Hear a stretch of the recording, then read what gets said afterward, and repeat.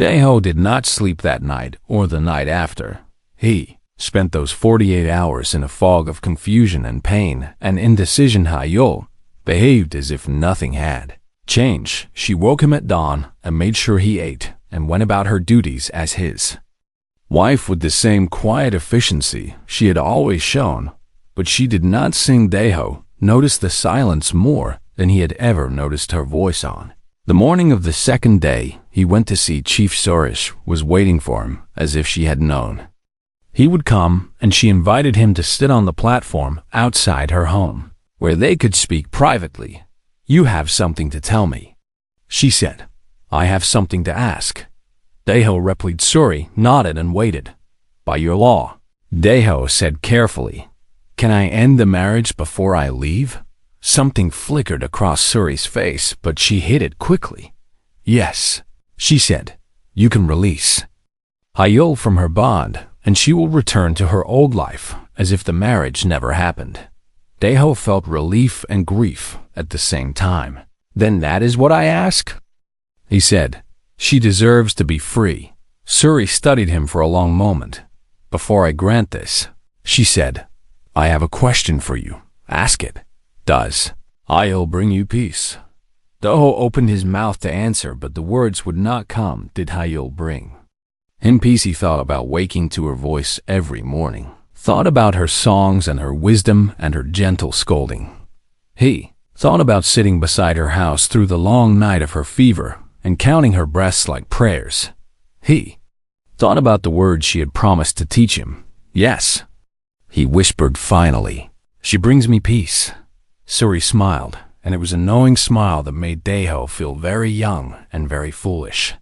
"Then why are you releasing her?" she asked. Daeho could not answer. He stood and walked away without another word.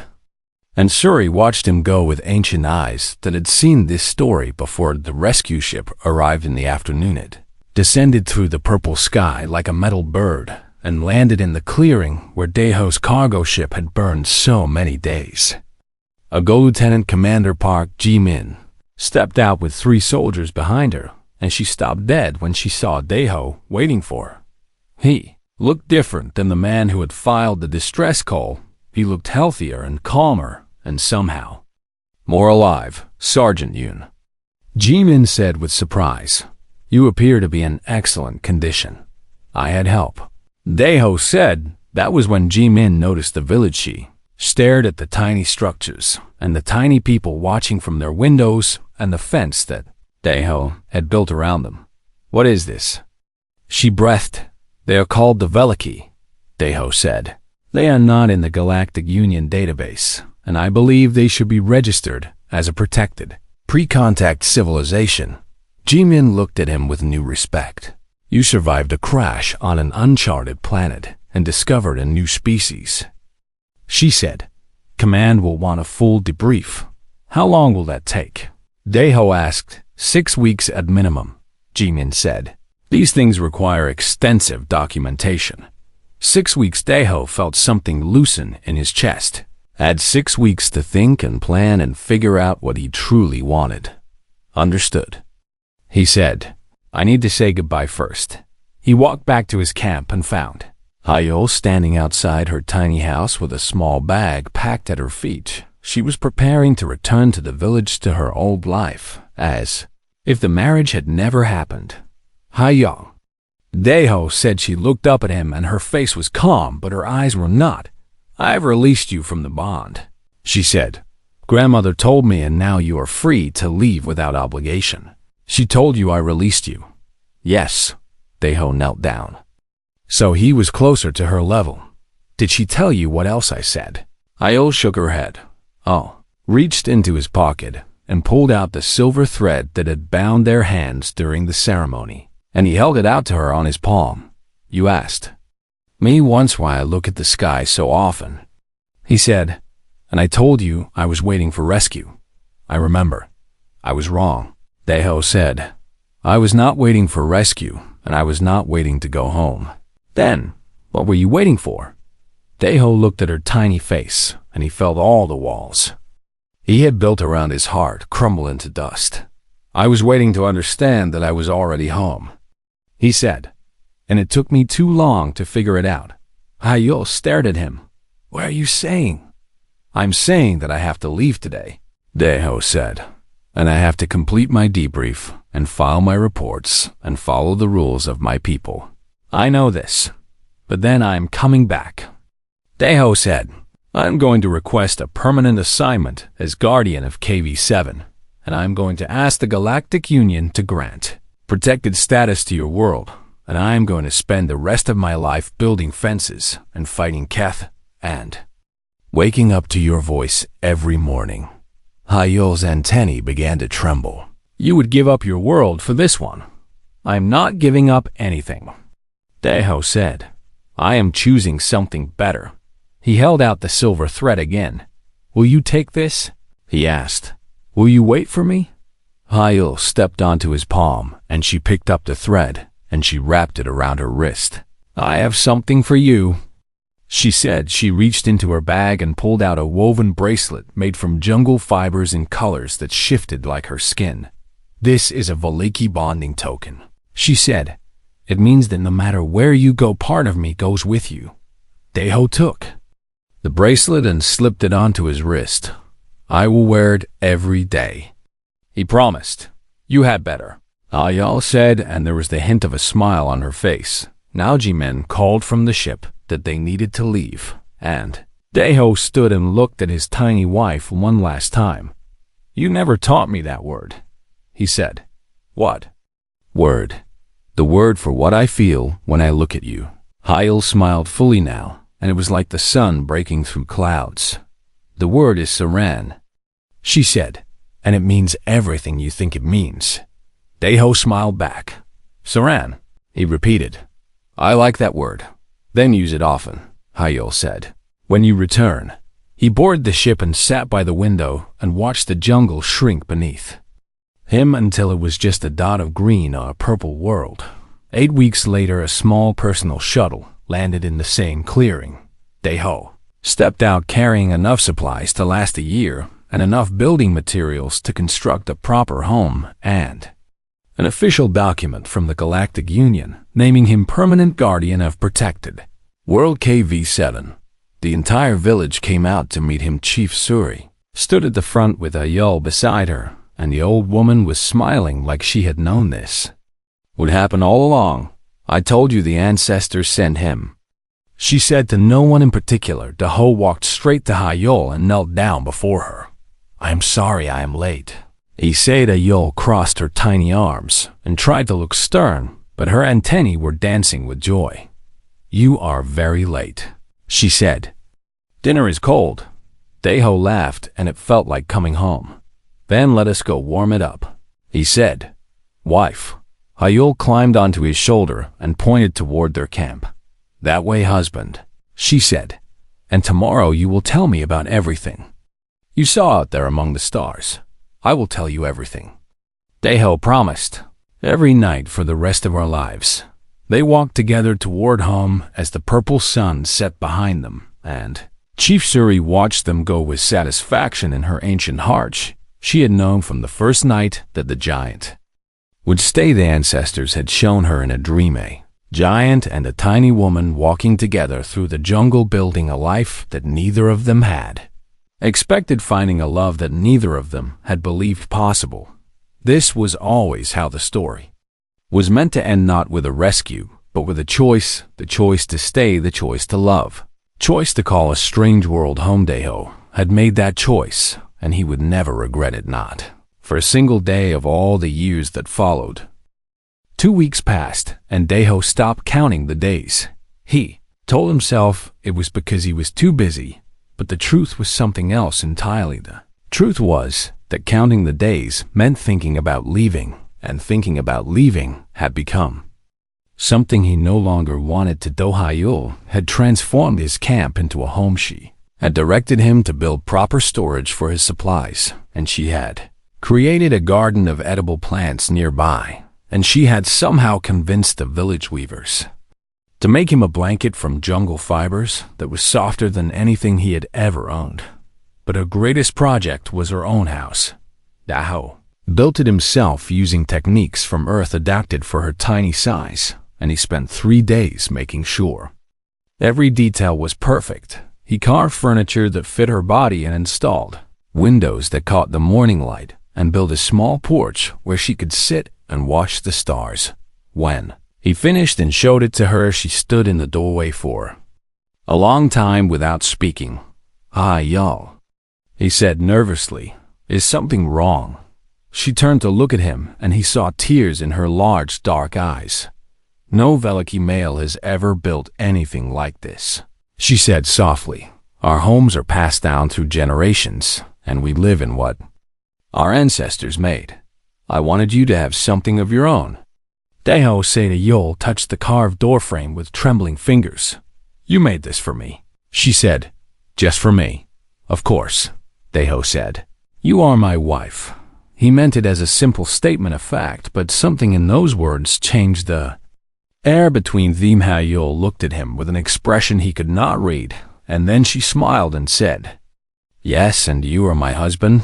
From that day forward, everything was different, not in obvious ways that others could see, but in small, quiet ways that only they knew. Yul began riding on his shoulder when they walked together, and she would lean against his neck and hum songs from her childhood. Aho found himself talking to her about things he had never told anyone and fears he had carried since childhood and dreams he had given up long ago. She listened to everything, and she never judged, and she always knew the right questions to ask. "You are lonely among your own people," she observed one evening. Daho was quiet for a moment. "I suppose I am," he admitted. "I have always felt like I do not quite fit." "That is because you were meant to be here," Ayol said simply. "The ancestors knew it even if you did not." He wanted to argue, but he could not find the words. The crisis came without warning. A sickness spread through the village like fire through dry grass, and within 2 days, half the population was bedridden with fever and coughing and weakness. The Veliki healers worked constantly, but their medicines did not seem to help, and every morning brought news of another family affected. Ho remembered his emergency medkit, dug through his supplies, and found the broad-spectrum antibiotics he had almost forgotten about, and he went to Bomi with an idea. "These are healing powders from my world," he explained, "but they are made for creatures my size, and I do not know if they will work for your people." Bomi examined the pills with careful eyes. "We have nothing to lose," she said. "Tell me how to use them." Daeho crushed the antibiotics into fine powder and mixed them with water in precise ratios that he calculated based on body weight. The doses were tiny drops, but for the Veliki, they were enough. Within hours, the first patients showed improvement. Within 2 days, the fever had broken. In most of the village, Chief Sori summoned Daeho to her platform, and she looked at him with something like awe in her ancient eyes. "You are not just our protector," she said. "You are our healer now. I only share what my people have learned." Daeho said humbly, "Knowledge is the greatest gift," Suri replied, "and you have given it freely." The village began to treat him differently after that.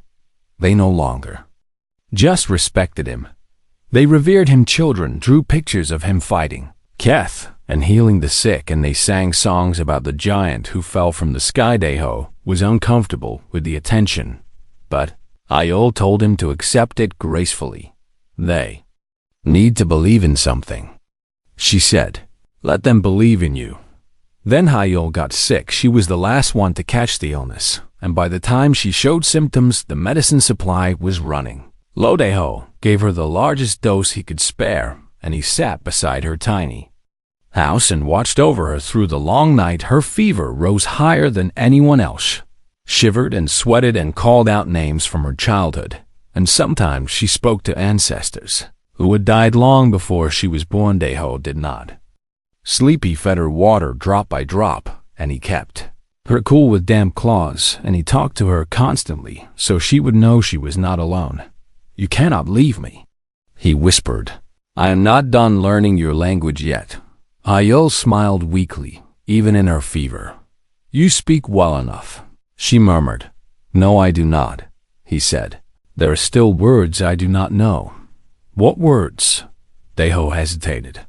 The word for what I feel when I look at you, he said quietly.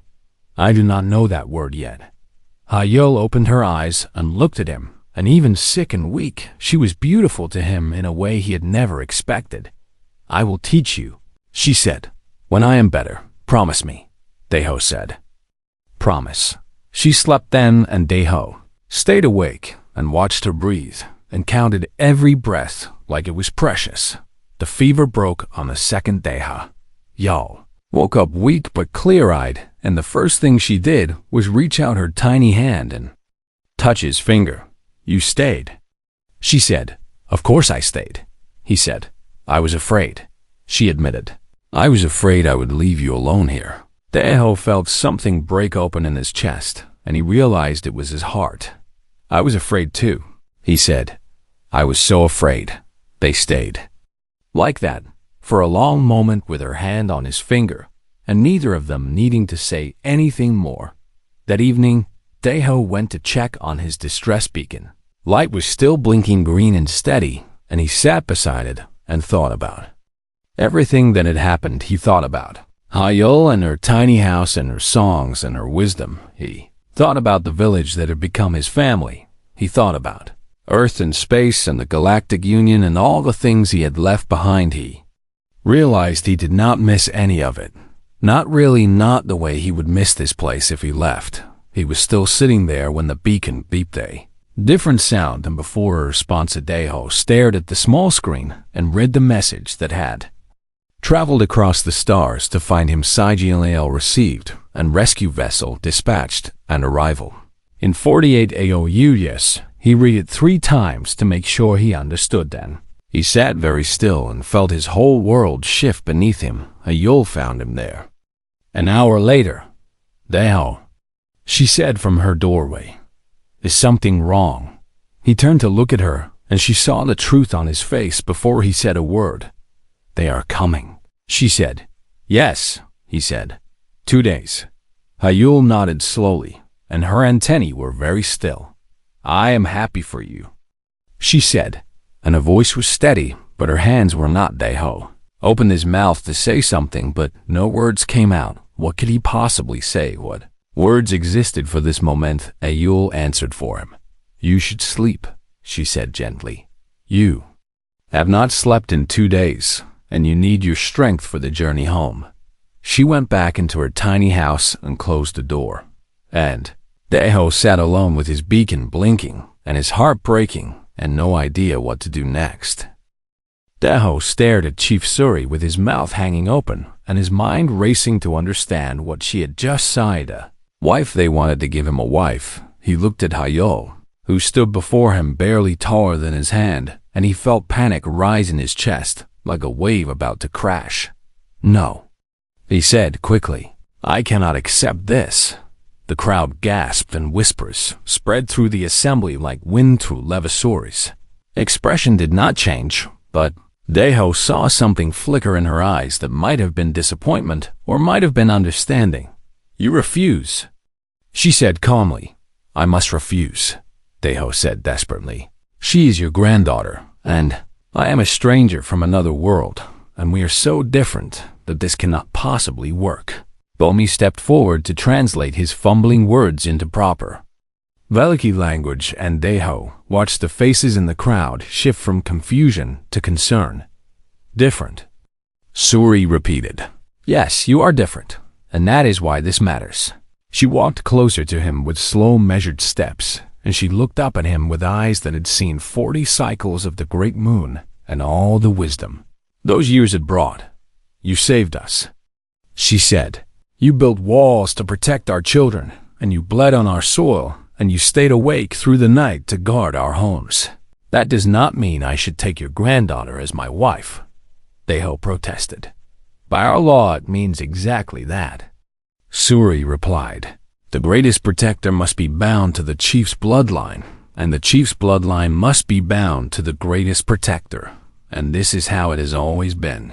Daeho shook his head. Your law does not apply to me because I am not one of your people. You became one of our people when you killed the first Keth. Suri said simply, "You became one of our people when you built our walls, and when you nearly died fighting for us, and there is no undoing what has fully already been done." Hayol stepped forward, and Daeho saw that her hands were shaking, but her voice was steady when she spoke. "I volunteered," she said. "My grandmother did not force me, and no one made me do this." Daeho looked at her tiny face and saw determination there, and something else that he could not name. "Why?" he asked. "Why would you volunteer for this?" Hayol was quiet for a moment, and then she said, "Because I have watched you since you fell from the sky, and I have seen who you are. You have seen me for 10 days. Daeho said, "I have seen enough." Hayol replied, "I have seen you catch fish and bury the bones with respect, and I have seen you work until your hands bled to protect people you do not know. And I have seen you sit alone at night and look at the stars with sadness in your eyes." She paused and took a breath. "I think the ancestors sent you to us," she said, "and I think refusing their gift would be wrong." Daeho did not know what to say. He looked at the crowd of tiny faces watching him, and he looked at Chief Suri waiting patiently, and he looked at Hayol standing brave and small before him. "I need to explain something," he said slowly. "Among my people, marriage means something very specific, and I do not think it means the same thing to your people." Bomi translated, and Hayol actually laughed, which surprised Daeho so much that he forgot his next argument. "I know what you are thinking," Hayol said, "and you are thinking wrong things." "What am I thinking?" Daeho asked. "You are thinking about bodies," Hayol said bluntly. "You are thinking about physical things that cannot happen between us because of our sizes." Daeho felt his face grow hot, and he was grateful that the Veliki probably could not see a human blush. "That is not what marriage means to us," Hayol continued. "Marriage among the Veliki is a bond of duty and companionship and mutual care, and it has nothing to do with the things you are worried about. Nothing." Daeho repeated. "Nothing," Hayol confirmed. "You would be my partner in all things except the physical, and I would be yours, and we would care for each other and support each other, and that is all." Daeho thought about this for a long moment, thought about the rescue beacon blinking steadily back at his camp, and the ship that might or might not come, and the 30 days of battery life that were slowly running out. He thought about what would happen if he refused, and how the Veliki would see it as a rejection of their entire culture and everything they had offered him. He thought about Hayol standing before him with courage in her eyes. "If I accept," he said carefully, "what happens when my people come to rescue me?" The crowd went silent. Thayul's expression flickered, but she recovered quickly. "Then you will leave," she said, "and I will return to my old life, and we will both remember this time fondly." There was something in her voice that told Daeho she did not fully believe her own words, but he did not press her on it. "All right," he said finally. "I accept." The ceremony was simple and beautiful. Hayol stood on a raised platform so that she was closer to his eye level, and Chief Suri bound their hands together with a silver thread while speaking words in the old language that even Bomi could not fully translate. The village sang songs and shared food and celebrated late into the night. Daeho built a small shelter for Hayol near his camp using techniques the Veliki had never seen, and she moved into it that very night with a tiny bag of belongings and a determined expression. "I will manage your household now," she announced. "This is my duty as your wife." Daeho looked at his camp, which consisted of a bedroll and a pile of salvaged supplies and a distress beacon blinking in the darkness. "I do not have much of a household," he admitted. "Then I will create one," Hayol said firmly. She was true to her word. Over the following days, she organized his supplies and taught him which jungle plants were safe to eat and showed him where to find clean water and explained the weather patterns that humans could not sense, but Veliki understood instinctively. She woke him at dawn each morning with a gentle voice, and she made sure he ate properly and she scolded him when he worked too hard and forgot to rest. "You are worse than my mother," Daeho grumbled one afternoon. "Your mother sounds like a wise woman." Hayo replied without sympathy. At night they talked. She told him stories about her people and their history and their beliefs, and he told her stories about Earth and space, travel and the Galactic Union, and all the wonders of the universe beyond her small world. She listened with wide eyes and endless questions. "There are really millions of stars with planets around them?" she asked. "Billions," Daeho said. "And people live on all of them?" "Not all of them," Daeho said, "but many." Hayol was quiet for a moment, and then she asked the question that Daeho had been dreading. "Why do you look at the sky so often?" He did not answer right away. "I'm waiting for rescue," he admitted finally. "My beacon is sending a signal, and if anyone receives it, they will come for me. And you will leave." Hayol said, "Yes." She nodded slowly, and her antennae drooped slightly, but when she spoke, her voice was steady. "Then I hope they come soon," she said, "because you must miss your home very much." Daeho looked at her tiny face in the moonlight, and he felt something twist in his chest. "Yes," he said quietly, "I suppose I do." But even as he said the words, he was not sure they were true anymore.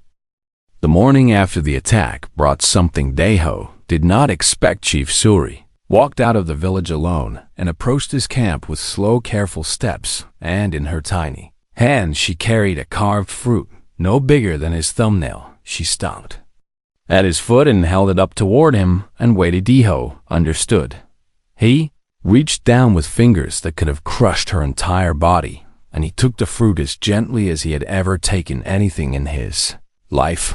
"Thank you," he said softly. Sori smiled and touched her chest and said, "Sorry, sorry," Daeho repeated, and then he touched his own chest.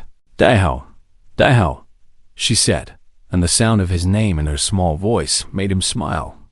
This was the beginning of the Daeho.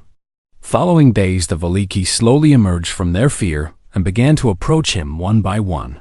First came the elders, who brought him more carved fruits and small flowers as gifts. Then came the adults, who watched him work and whispered to each other about his strange tools and his massive hands.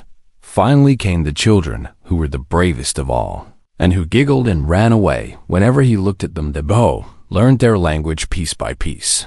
Through gestures and patience and repetition, he pointed at objects, and they told him the words. He acted out verbs, and they corrected his pronunciation. He made mistakes, and they laughed kindly and helped him try again. Within a week, he could speak simple sentences and understand basic conversations. He learned that the Keth were their greatest enemy, and that packs of them hunted the Veliki every season, and that each attack took lives that could never be replaced. "We cannot stop them," explained Bomi, an elder who had become his primary teacher. "They are too strong and too fast and too hungry." Daeho looked at the flimsy walls around the village and made a decision. "I will build you a fence," he said. The Veliki did not understand what he meant until he started working. He gathered fallen branches and thick vines, and he dug holes in the earth with his bare hands, and he constructed a barrier around the entire village that stood taller than any Keth could jump it. Was simple work for a human. For the Veliki, it was a miracle. They watched him lift logs that 100 of their strongest warriors could not move, and they watched him weave branches together into a wall that no predator could break through, and they began to whisper a word that Daeho did not yet know. Guardian Hayel watched him more than anyone else. She found reasons to be near wherever he was working, and she brought him water from the stream in a tiny cup that he could barely hold between 2 fingers. And she asked him questions about his world. "Where do you come from?" she asked one afternoon. Daeho pointed up at the sky. "Far away," he said, "past the stars." Her eyes went wide with wonder. "You are a sky person." "I suppose I am," he said with a sad smile. "But right now I am just a lost person." "You are not lost," Ayol said firmly. "You are here." He did not know how to respond to that, so he just smiled and went back to his work and tried not to think about the rescue that might never come on the 10th night. The Keth returned, not one this time, but 3. They came from different directions in a coordinated attack, and they hit the fence at the same moment, looking for weak points. Daeho grabbed his metal rod and ran to meet them. The first one he killed quickly with a strike to the skull, just like before. The second was smarter and faster, and it circled him looking for an opening. While the third tried to dig under the fence near the children's homes, Daeho made a choice. He turned his back on the second Keth and sprinted toward the third, and that was when he felt teeth sink into his arm. He screamed in pain, but he did not stop. Swung his rod with his good arm and crushed the skull of the Keth at the fence, and then he spun and faced the one that had bitten him, and he fought through the agony and the blood loss until that one fell too. When the last Keth died, Daeho collapsed to his knees. His arm was torn and bleeding badly, and he could feel something wrong inside the wound, like fire spreading through his veins. The Veliki swarmed out of their homes and surrounded him with torches and worried faces. Poison, Bomi said gravely. Keth teeth carry poison. Hyul pushed through the crowd and looked up at the giant who had saved them twice now, and she saw the pain in his eyes and the sweat on his forehead, and she made her own decision: bring the healers. She commanded with authority she did not know she had. Bring all of them now. The Veliki healers worked through the night. They climbed onto his arm and applied pastes made from jungle plants, and they wrapped his wound in leaves that glowed faintly blue, and they sang songs that their ancestors had sung for 10,000 generations. Daeho drifted in and out of consciousness, and in his fevered dreams, he heard their tiny voices like music from far away. When he woke the next morning, the pain was gone. He looked at his arm and saw clean bandages and healthy skin beneath, and he felt stronger than he had in days. Your medicine, he said to Bomi with wonder. It works. Of course it works, Bomi said proudly. We have been healing for longer than your people have existed. Daeho laughed, and it felt good to laugh, and all around him the Veliki smiled to hear their guardian so happy. Chief Suri had watched everything from her platform. She had watched him build and fight and nearly die for her people, and she had made her own decision. That evening she called the entire village to assembly. The giant has proven himself, she announced. He has protected us and bled for us and earned a place among us. The Veliki cheered and clapped their tiny hands. But protection alone is not enough, Suri continued. We must bind him to us forever so that he will never leave, and we will never be without him. The crowd grew quiet. There is only one way, Suri said. The ancient way. She turned and looked at Hyul, who stood at the front of the crowd. Granddaughter, she said, will you accept this honor? Hyul felt every eye on her, and she felt her heart beating fast, and she thought about the giant who had fallen from the sky and fought demons for strangers and nearly died protecting children he had never met.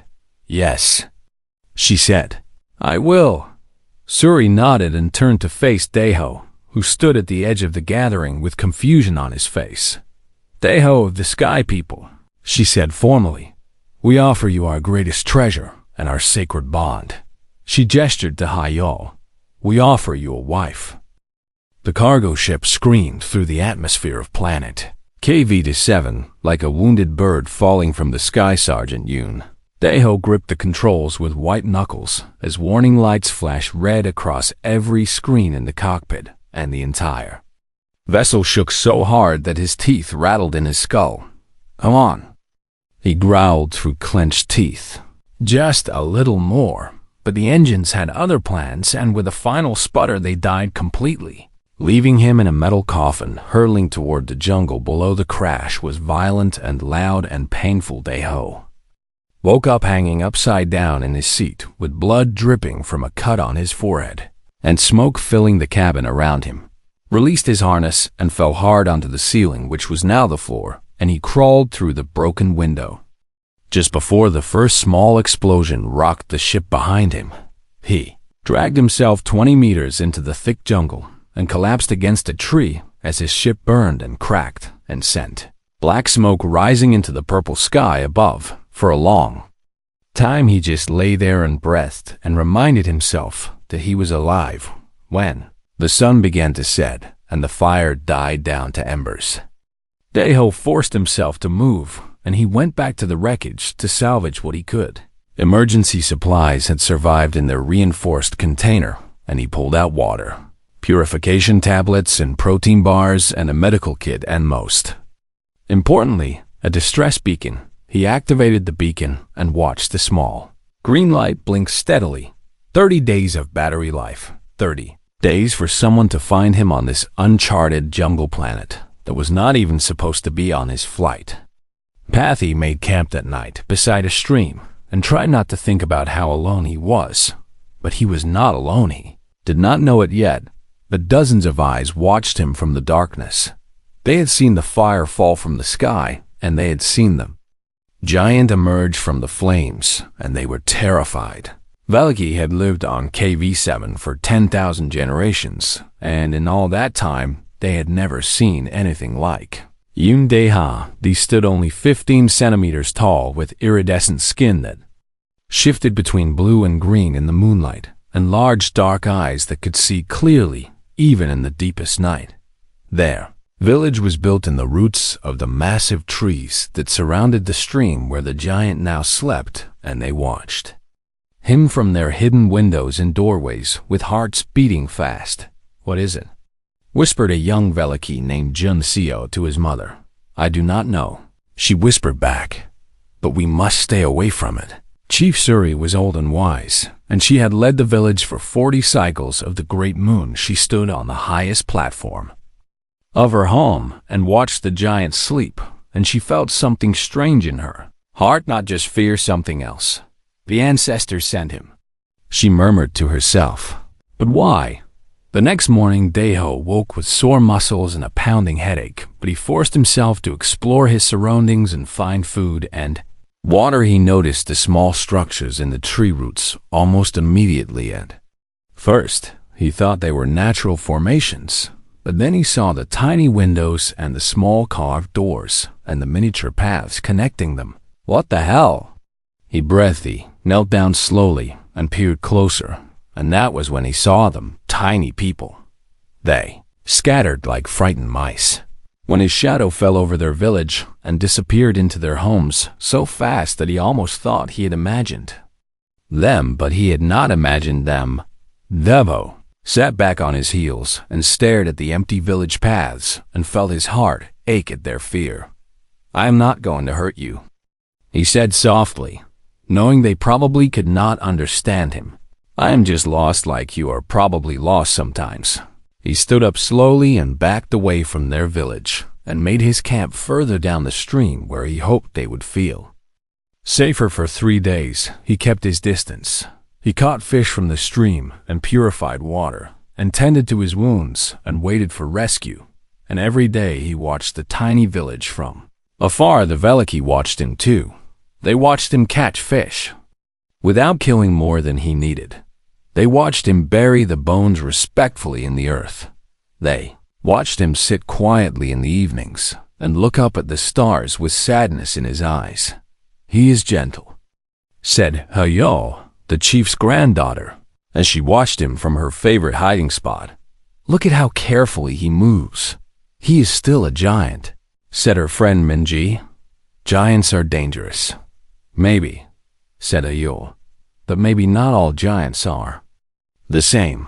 On the 4th night, everything changed. Daeho was sleeping lightly when a sound woke him, and it was a sound that made his blood run cold. Screaming, pitched, terrified screaming coming from the direction of the Veliky village. He grabbed the metal rod he had salvaged from his ship and ran toward the sound without thinking. What he found made him freeze for just 1 second. A creature was attacking the village. It was the size of a wolf with 6 powerful legs and scales that gleamed black in the moonlight and teeth that dripped with something that might have been venom. The Veliky called it a keth, and to them It was a demon that could not be stopped. Their tiny warriors threw spears that bounced off its hide and shot arrows that snapped against its scales, and the creature barely noticed as it tore through their defensive walls and reached for a home. Full of children, Deho did not freeze for long. He roared and charged and brought his metal rod down on the creature's skull with all the strength in his body. The cat turned to face this new threat, and it was fast and it was strong, but Deho was angry and scared and fighting for something more than himself. He dodged its snapping jaws and struck again and again, until the creature finally fell and moved no more. Silence fell over the village. Deho stood there breathing hard with the dead Kath at his feet and looked down at the tiny people who stared up at him with wide eyes. Chief Suri stepped forward slowly. She was shaking, but she forced herself to walk until she stood right at his foot, and she looked up at this giant who had saved her. People, thank you, she said in her own language that he could not understand, but the meaning was clear in her eyes. Deho knelt down slowly so he would not frighten her, and he nodded and said, "You are welcome." He did not sleep that night. Instead, he sat at the edge of the village with his metal rod across his knees and watched the darkness for more predators. The Veliki watched him from their windows, and for the first time, they did not feel fear. They felt something else. They felt hope. And in her small home, Haihul watched the giant guardian and wondered what the ancestors had truly sent them.